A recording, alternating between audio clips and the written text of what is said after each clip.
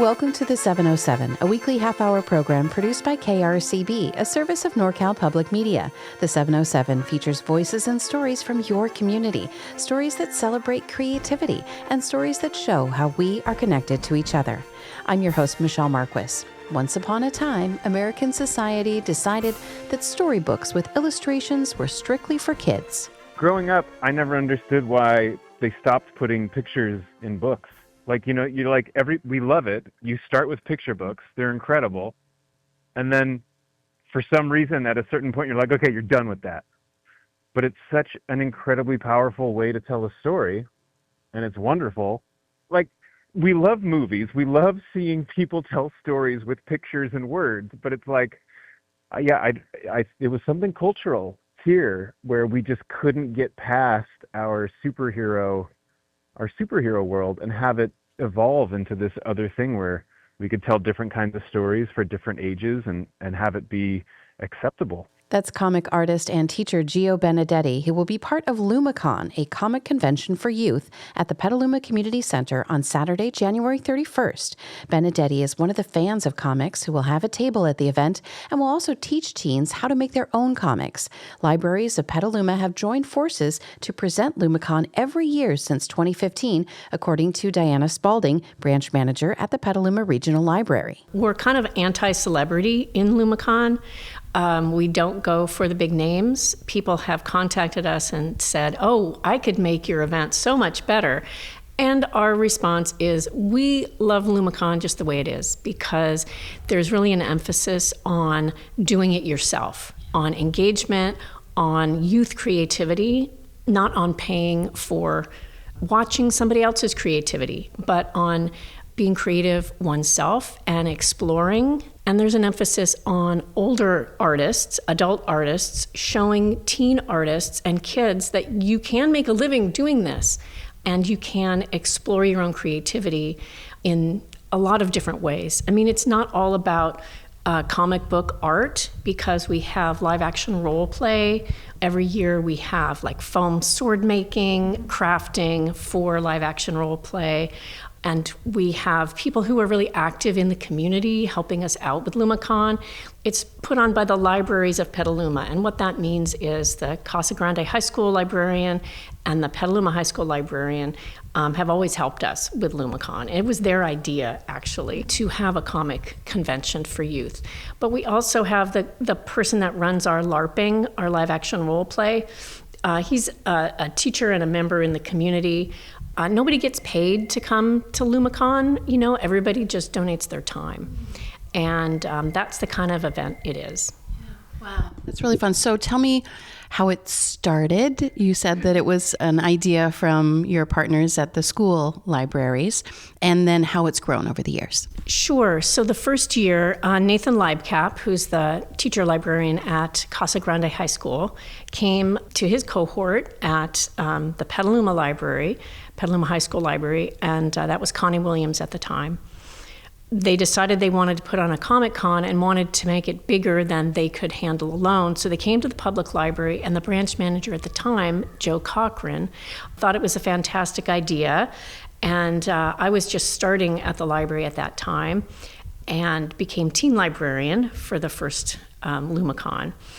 We involved teen volunteers at every juncture to create fandom panels for people to decorate. The way it's grown over the years, the first year we rented Herzog Hall at the fairgrounds, that octagonal building, and we had no idea how many people would come. And we had probably, I don't know, we lost count. We had so many people. We had over 1,000 people attend, which was just fantastic. And Herzog Hall is small. It's not that small. Yeah. It's a very strange room for an event like this. We realized right away after that first year, which was overwhelming and exciting and wonderful, but it was a little awkward only having the one big room. So we knew we wanted to move to a venue that had a large assembly area for our comic book artists, our artists' alley, and then smaller breakout rooms for other activities. And so that's why the Petaluma Community Center has been the best room to hold it.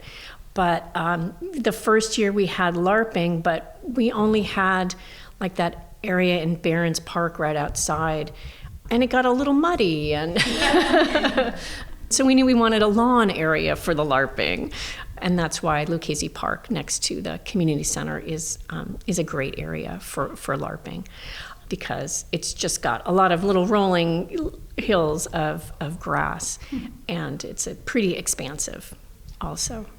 It's grown by word of mouth among the professional comic book artists in the area, some of whom have really lovely things to say about LUMACON. The annual free event is happening on January 31st at the Petaluma Community Center. I asked Shannon Duarte, Teen Services Librarian at the Petaluma Regional Library, about what kind of activities happen at LUMACON. Just so many things, and we're adding things each year as well. Like Diana was saying, we have the LARPing, which is really fun, especially for littles to kind of pretend that they're having a little action at the event. One of the big events for teens specifically is our cosplay competition. And so you'll see lots of attendees come in, these amazing handmade, mostly outfits that they've created from their favorite comic book or their favorite graphic novel or favorite manga or show or anything. So it's really neat to see that. And that's in the afternoons. We have that for 2 to 2:30 for a cosplay competition. And it's good to get a little early to sign up and make sure that you have your spot, because we only have so much time to have that competition. But it's wonderful to see all of the amazing creativity that our youth have. We have a whole D&D room, so there'll be D&D for part of the day and then tabletop games after that. So if gaming is your thing, you can hang out and do that. We have a professional D&D instructor for that. We also have our Read to a Dog group coming, so that will be fun for littles, sort of in the morning hour. And then that room will turn into a Lego room. So we'll have Lego building. We also have a huge craft table to create on the spot. So gosh, there's just so many things. And then the library is bringing our button making, which is very famous for all ages. You can create your own button and then put it on yourself and have sort of a little gift on your way out. And then the Bibliobus, which is our huge van that has a library within itself, will be there outside. And so you'll be able to check out books there as well. So how do you learn how to draw at LUMACON? Tell me about your artists that you're going to have. Oh, we have 22 professional artists who will be there. You know, some of these artists have published their own graphic novels. Some of them publish online. A number of them are associated with the Charles Schulz Museum. So you'll see that they've given classes and done workshops at the Schulz Museum. We're very lucky to have this wonderful community of comic artists that is really supported year-round, year after year, by the Schulz Museum. It's a big part of the ecosystem of the artistic community here in Sonoma County. We have a whole room set up just for people to sit quietly and draw. We have really lovely supplies that are available, professional level, pens and things for people to just sit and express themselves. So we really want to give people the opportunity to explore their creativity, to be inspired. And it is a comic convention with an emphasis on youth. We want people to keep that in mind when they're cosplaying, but it is for all ages and everybody is welcome to attend. Can you bring your sketchbook and work in it, or are you supposed to bring just like paper, or what's the best way to participate? Either way. I mean, you can bring your own sketchbook if that's what you're working on, but then we have all of the supplies there as well. And we have over 40 youth artists that will table as well. So not only the 20 or so adult artists, but the 40 youth artists with their crafts and or their artwork.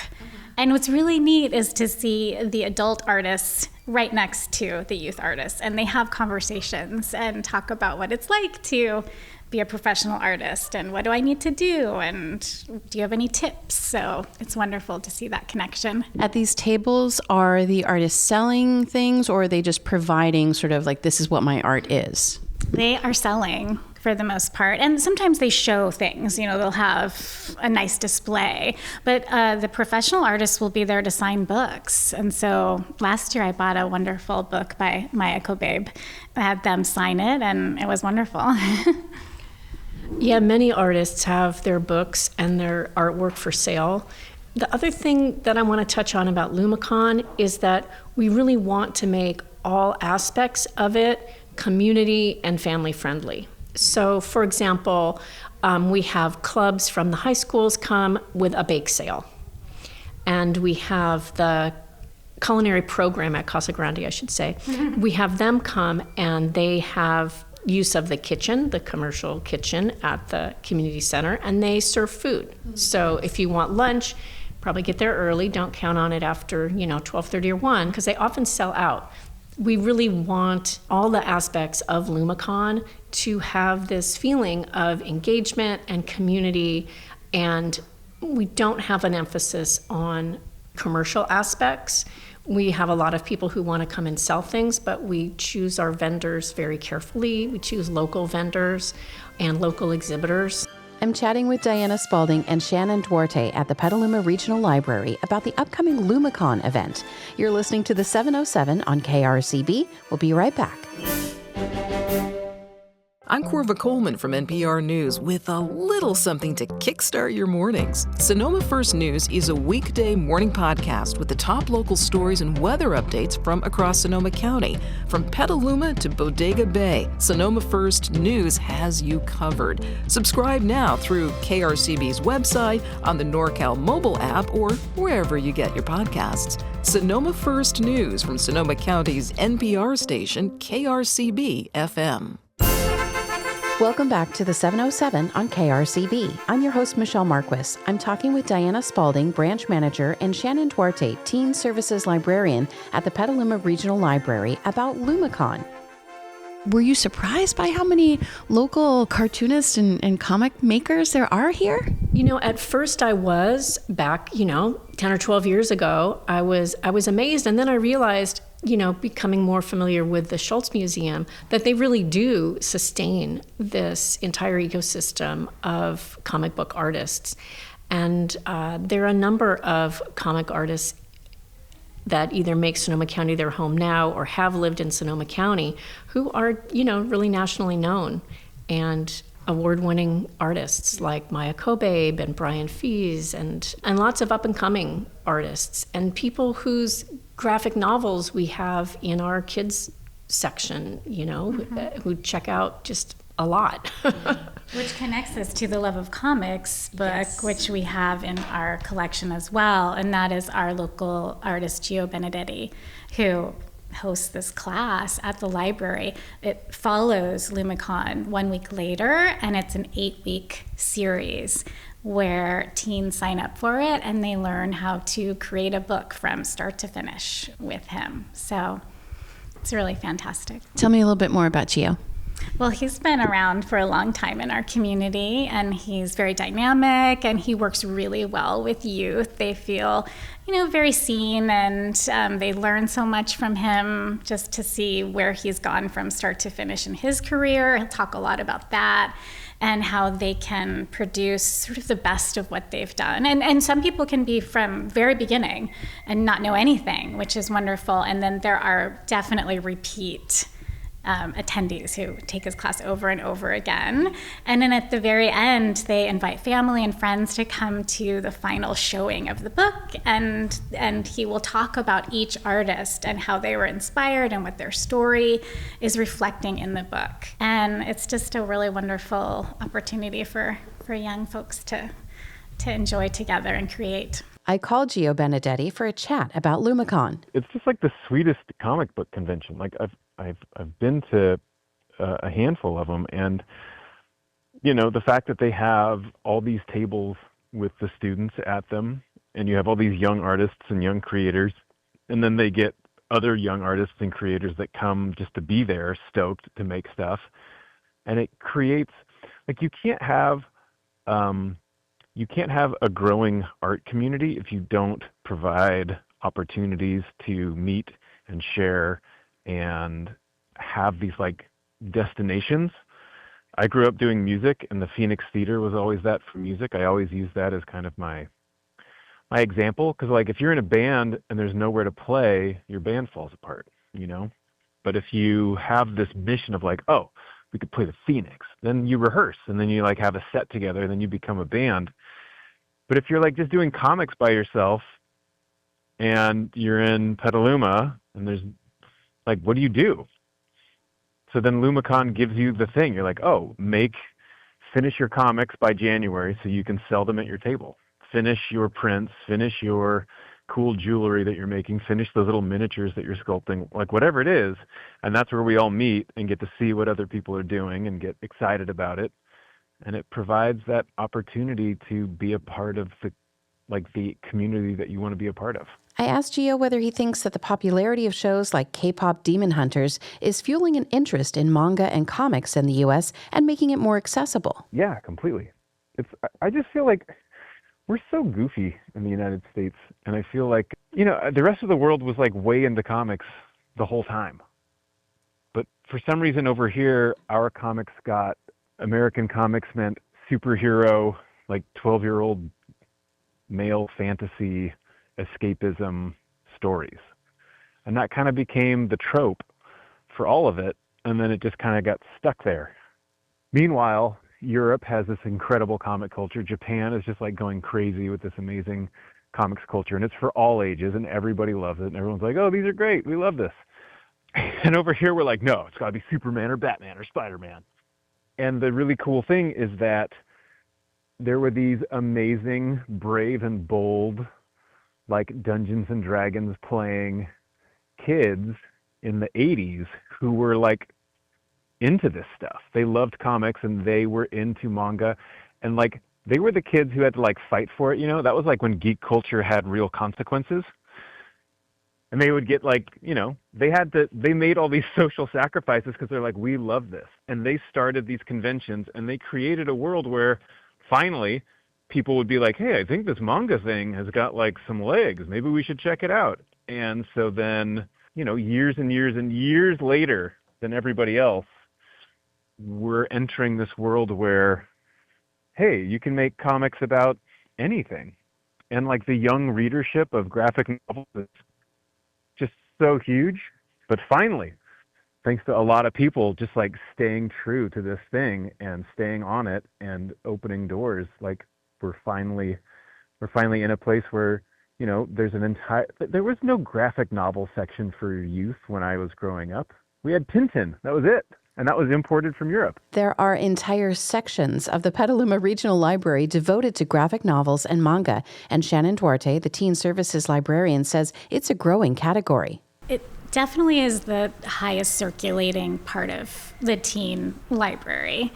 You just can't get enough of it. And it really helps not only visually, but with reading. So a lot of folks sort of are negative about reading comics and saying that, oh, that's not really reading, but it actually takes even more brain power to see the visuals and read it at the same time and put all of that together.